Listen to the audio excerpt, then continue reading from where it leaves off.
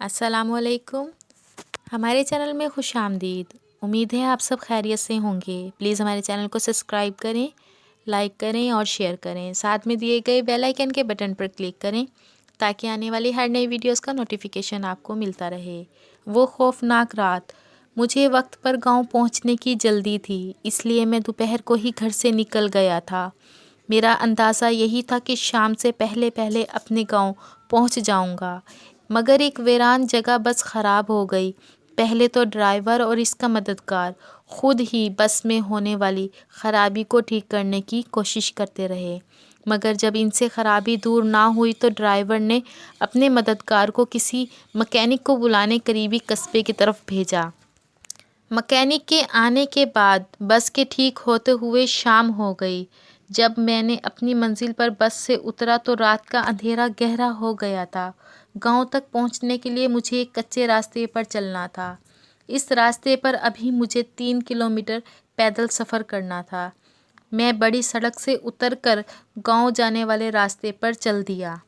اس وقت آسمان پر چاند تھا اور اس کی چاندنی اور ستاروں کی ٹمٹماتی روشنی نے ماحول کو خوفناک اور بنا دیا تھا. رات کے سناٹے میں اکیلا سفر کا پہلا اتفاق تھا.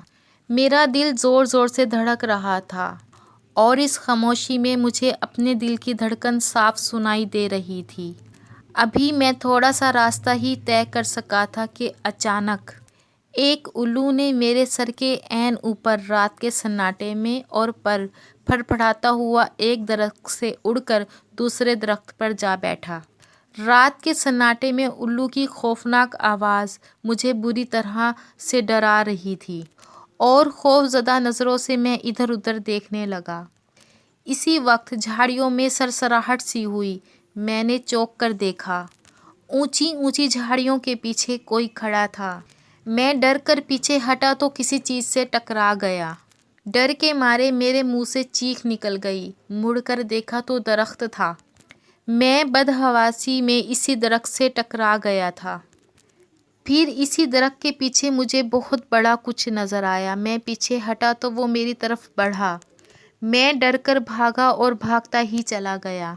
میں اندھا دھند بھاگ رہا تھا مگر اچانک تھک کر رک گیا اور ایک لمبا ترنگا بھوت میرا راستہ روکے کھڑا تھا. میں ڈر کر پیچھے ہٹا تو جھاڑیوں میں کسی نے مجھے پکڑنے کی کوشش کی اور میں چیختا ہوا وہاں سے بھاگا. عجیب سرسراہٹیں میرا پیچھا کر رہی تھیں. بھاگتے بھاگتے میری نظر اس چڑیل پر پڑ گئی جو بال کھولے درخت سے الٹی لٹکی ہوئی تھی. اندھیرے میں اس کی آنکھیں انگاروں کی طرح لگ رہی تھی. وہ مجھ پر جھپٹی تو میں چیختا ہوا بھاگا اور سڑک سے کھیتوں میں اتر گیا. میں فصلوں اور جھاڑیوں میں پھلانگتا ہوا بھاگتا چلا جا رہا تھا کہ اچانک میرے قدموں تلے سے زمین نکل گئی اور میں منہ کے بل ایک جوہڑ میں گر گیا. کیچڑ سے بھرے اس جوہڑ سے میں بڑی مشکل سے باہر نکلا. کیچڑ اور مٹی کے لیپ سے میں اب ایک خود بھوت لگ رہا تھا. سردی سے میری کپ کپی چھوٹ گئی تھی اور اس ڈر سے کہ وہ بلائیں پھر سے مجھ تک نہ آ پہنچیں. میں پھر بھاگنے لگا. میں ایک لمبا چکر کاٹ کر گاؤں کے قریب پہنچا تو یہاں بھی ایک پہلے سے نئی مصیبت تھی. گاؤں کے کتے مجھے بھوت سمجھ کر میرے پیچھے پڑ گئے. اس نئی مصیبت سے ڈر کر بھاگا تو میں گھر کا راستہ بھول گیا. بڑی مشکل سے گھر ملا تو کتے بھی میرے پیچھے وہاں آ پہنچے. میں نے دونوں ہاتھوں سے دروازہ پیٹ ڈالا. کون ہے؟ اندر سے آواز آئی. جلدی دروازہ کھولو، میں چلایا. میرے چاچا زاد بھائی نے دروازہ کھولا مگر میری حالت دیکھ کر گھبرا کر وہ پیچھے ہٹا. میں جلدی سے اندر داخل ہو گیا کیونکہ کتے بری طرح بھونکتے ہوئے مجھ پر جھپٹ رہے تھے. کون ہو تم؟ میرے چاچا زاد بھائی نے ڈرتی ہوئی آواز میں پوچھا.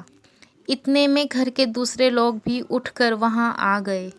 وہ بھی مجھے دیکھ کر ڈر گئے مگر جب میں نے اپنا نام بتایا تو بڑی مشکل سے انہوں نے مجھے پہچانا. چاچا جان نے پوچھا یہ کیا ہوا؟ کچھ بلائیں میرے پیچھے لگ گئی تھیں، میں نے بتایا. کیا؟